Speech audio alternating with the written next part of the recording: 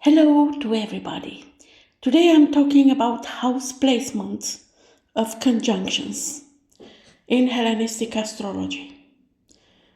The house placement of conjunctions plays a crucial role in shaping how the energies of the planets involved in the conjunction manifest in an individual's life. The houses in astrology represent different areas of life, and each house has a unique quality depending on whether it is angular, succedent, or cadent. These qualities provide insights into how the conjunctions in these houses will function. And I start with angular houses, the first, the fourth, the seventh, and the 10th house. These houses are the most powerful in astrology, associated with action, visibility, and direct impact. The conjunction in these houses tend to have a strong outward expression and influence the core aspects of the individual's life.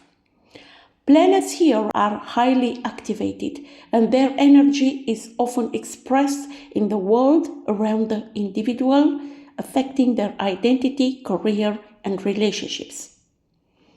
So, first house is all about personal expression, identity, and how others perceive you. A conjunction in the first house makes the individual's personality and appearance highly impacted by the planets involved. For example, a Saturn conjunction in this house may manifest as someone who is serious, reserved, or responsible in their interactions, and it can bring challenges related to self-esteem or self-expression. However, it also gives the individual the ability to project authority or stability and to have the chance to grow in a very good way along his life, with the condition to be perseverant and to know exactly what they want. The fourth house represents the home, family roots, and emotional foundations. A conjunction in this house may indicate that the person's emotional core and sense of security are strongly shaped by the planets involved. For example, a Venus conjunct in the fourth house may bring harmony and pleasure to the home environment, while a Mars conjunction here may cause tension or conflict within the family, but also an active and dynamic home life. The seventh house is the domain of relationships, including marriage, business partnerships, and open enemies. A conjunction here brings intensity to the way the individual connects with others, making relationships a central focus of their life. For instance, a Jupiter conjunction in the seventh house can expand the person's opportunities through beneficial partnerships, while a Saturn conjunction may bring seriousness, commitment, or even challenges in forming lasting relationships. But when they succeed to form relationships, these relationships tend to be long-term relationships. The 10th house is the area of career, public image, and life direction. A conjunction here brings a strong focus on ambition, achievement, and social status. For example, a Sun conjunction in the 10th house could make the individual highly visible in their field, with a strong drive for recognition and success. A Neptune conjunction in this house may indicate a career related to spirituality or creativity, but it could also bring confusion or uncertainty regarding the person's professional path. Succeeding houses are the second, the fifth, the 8th, and the 11th. And these kind of houses are associated with stability, resources, and building structures that support the individual's life. Planets in these houses tend to be supportive in their expression and give the person the ability to consolidate or expand on existing resources. The energy is not as immediately dynamic as the angular houses, but is focused on creating lasting value and security. The second house governs money, personal values, and material position. A conjunction here tends to bring a focus on building wealth or security resources. For instance, a Venus conjunction in the second house can bring material abundance or a strong focus on aesthetical luxury. A Saturn conjunction may indicate financial discipline or restriction, but also long-term security through careful planning. And you will see that very rich people have Saturn in the second house. So Saturn is very good when we know what to do with this kind of archetype. The fifth house represents self-expression, creativity, romance, and children.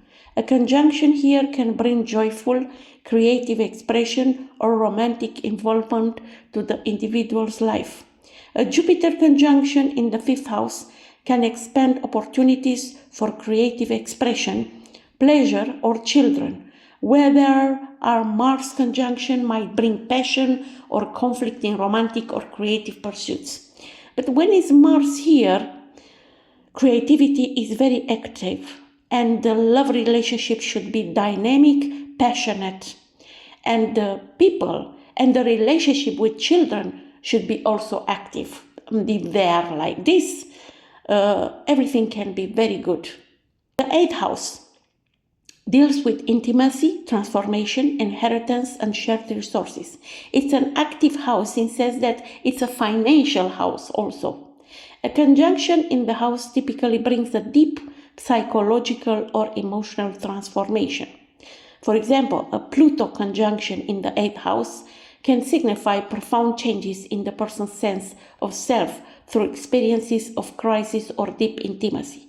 A Venus conjunction here could highlight financial partnerships, inheritance, or shared assets that play a pivotal role in the personal life.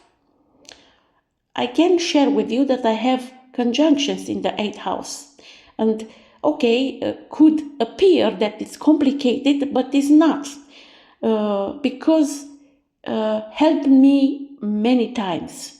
And if you know how to use conjunctions in this house, you can have a lot of satisfaction in these areas of life. The 11th house governs friendship, groups, and future aspirations. A conjunction in this house often highlights the importance of social connections and collective efforts in shaping the person's dreams and goals. For instance, an Uranus conjunction in the 11th house can bring a tendency for unconventional friendships or involvement in progressive or revolutionary causes. A Jupiter conjunction may indicate expansion of the social cycle or involvement in global or community-oriented activities. Also, the 11th house is the house of politics. You can see in some very famous leaders of this world nowadays that have important planets in the 11th house. Cadent houses, the 3rd, the 6th, the 9th, and the 12th, are associated with learning, inner development, and preparing for action. Planets in cadent houses often do not manifest as strongly outwardly, but are linked to mental and spiritual processes.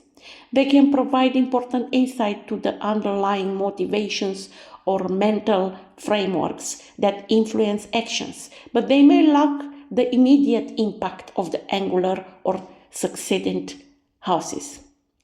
The 3rd house governs communication through processes, siblings, and local environment.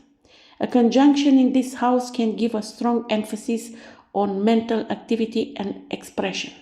A Mercury conjunction in the 3rd house will enhance the individual's ability to communicate and learn, while a Mars conjunction may bring mental restlessness or a tendency toward assertiveness in communication.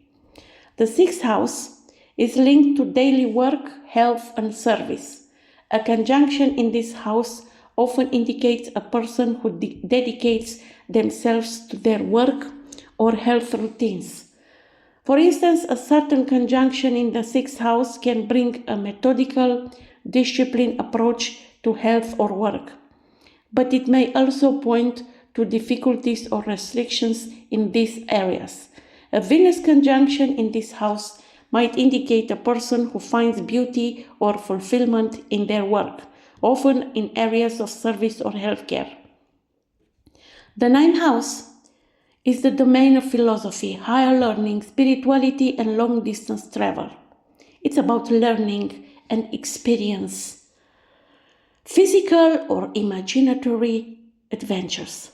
A conjunction in this house often indicates a person whose life is influenced by expansion of the mind and the search of truth. For example, a Jupiter conjunction in the ninth house can amplify the person's interest in philosophy, spirituality, or global exploration. A Saturn conjunction here may bring discipline or restrictions in the pursuit of higher learning or travel. The 12th house governs the unconscious, secrets, spirituality, and isolation. A conjunction here can bring deep psychological or spiritual transformation. For instance, a Neptune conjunction in the 12th house may indicate someone with a profound connection to the spiritual realms or intuition, but it could also suggest a tendency to escape from reality. A Saturn conjunction in this house may bring a more reserved, serious approach to inner work, or an individual who faces psychological barriers that they must work through. But also, 12th house is the joy of Saturn. So if you work with your inner self, you can become stronger, but in a special way, not physical. If you practice a spiritual path, you can have good success, and it's a source of a lot of development if we deal in a good way with this 12th house. So, look in your natal chart, see where do you have conjunctions, in which houses, which sign, and how do you think it's working, these conjunctions, in your natal chart, in your life. I'm waiting your questions and comments down below. Until next time, I wish you all the best.